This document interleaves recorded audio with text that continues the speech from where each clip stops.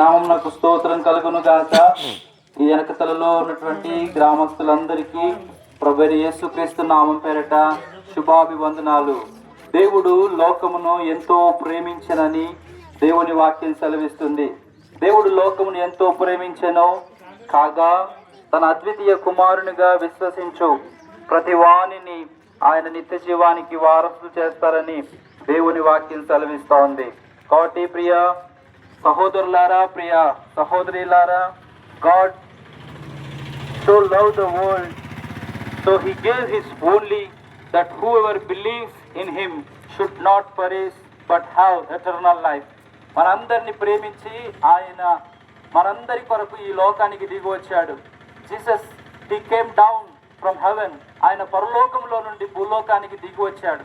కన్య మరియ గర్భమందు పురుషుని ప్రమేయం లేని కన్యకకు ఆయన ఈ లోకంలో జన్మించి మనందరి పాప విమోచన కొరకై, మనందరినీ పాపముల నుండి విడిపించడానికి, మనందరినీ పాపము నుండి విమోచించడానికి ఆయన రక్తం కార్చాడు. పరిశుద్ధ గ్రంథం లేఖనాలు దేవుని వాక్యం సెలవిస్తూ ఉంది.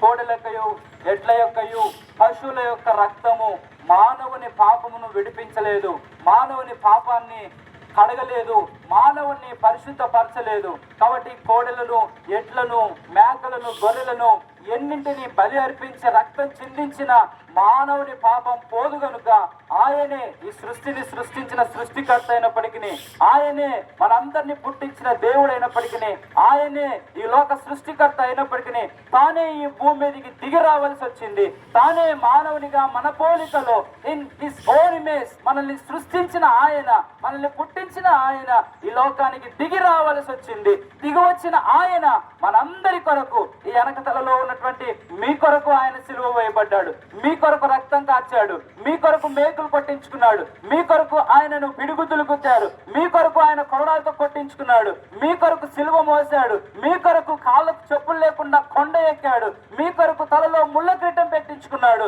మీ కొరకే కాదు, ఈ లోకంలో ఉన్న సర్వ మానవాళి పాప విమోచన కొరకై మనం ఏ ప్రాంతం వారమైనా, ఏ కులం వారమైనా, ఏ వృత్తి కల వారమైనా, మనం ఉన్న వారమైనా, లేని వారమైనా, పేదవారమైనా, ధనికులమైనా, మనం ఎవరమైనా సరే మానవులమై ఉంటే చాలు, మనందరి కొరకు రక్తం కార్చాడు. ఆయన సమాధి చేయబడ్డాడు, ఆయన తిరిగి 3వ దినం లేచాడు. ఇప్పుడు మళ్ళా తిరిగి ఆయన భూమి మీదకి లేదా ఆయన మధ్యాకాశానికి రాబోతున్నాడు. కాబట్టి ఆయన వచ్చి ఎవరైతే ఆయనను విశ్వసించి ఆయన యొద్దకొచ్చి పాప క్షమాపణ పొందుకొని ఆయన కొరకు జీవిస్తారో వారందరినీ తనతో ఉండేలాగున ఆయన తీసుకొని వెళ్ళడానికి రాబోతున్నాడు. కాబట్టి యేసు ప్రభు తిరిగి మళ్ళా 2వసారి రానై ఉన్నాడు. ఆ 2వసారి మళ్ళా చనిపోవడానికి రావట్లేదు. ఇంతకు ముందు వచ్చినప్పుడు సిగరెట్ తాగేవాడు చేస్తున్న పాపాన్ని బట్టి వాడి కోసం చనిపోవడానికి వచ్చాడు, మందు తాగుతున్న వారి కోసం చనిపోవడానికి వచ్చాడు, వ్యభిచారంలో ఉన్నటువంటి వారి కోసం దిగి వచ్చాడు, పాపములో ఉన్నటువంటి వారందరి కోసం చనిపోయి వారందరి పాపం నుండి విడిపించడానికి ఆయన వచ్చాడు. ఇప్పుడు మరలా 2వసారి ఆయన చనిపోవడానికి రావట్లేదు. ఆయన ఎందరూ అంగీకరించి ఆయన కొరకు ఈ లోకంలో జీవిస్తారో వారిని తీసుకుని వెళ్ళడానికి ఆయన వస్తున్నాడు. కాబట్టి ఆయన వస్తున్నప్పుడు మనందరం కూడా యేసు ప్రభువును అంగీకరిద్దాం, యేసు ప్రభువును మన హృదయంలో చేర్చుకుందాం. అయ్యా నేను పాపిని, పుట్టుకతో నేను పాపిని, కాబట్టి నా పాపాలు క్షమించమని ఆయన ఒక మాట చెబితే చాలు, ఆయన 2 చేతులు చాచి ఆయన మనందరి కొరకు ఎదురు చూస్తా ఉన్నాడు. ఆయన ఎత్తుకొచ్చి వారిని ఆయన ఎంత మాత్రము త్రోసివేయడు, ఆయన ఎత్తుకొచ్చి వారిని ఆయన ఎంత మాత్రం కూడా త్రోసివేయడు. ఆయన హత్తుకొని ఆయన మనల్ని చేర్చుకుంటాడు. ఆయన మన హృదయం అనే తలుపునొద్ద తలుపు తట్టుతా ఉన్నాడు. ఎవరు తలుపు తీస్తే వారి యొద్దకు ఆయన వచ్చి సహవాసం చేస్తానని సెలవిస్తున్నాడు. కాబట్టి దేవుడు లోకమును ఎంతో ప్రేమించాడు.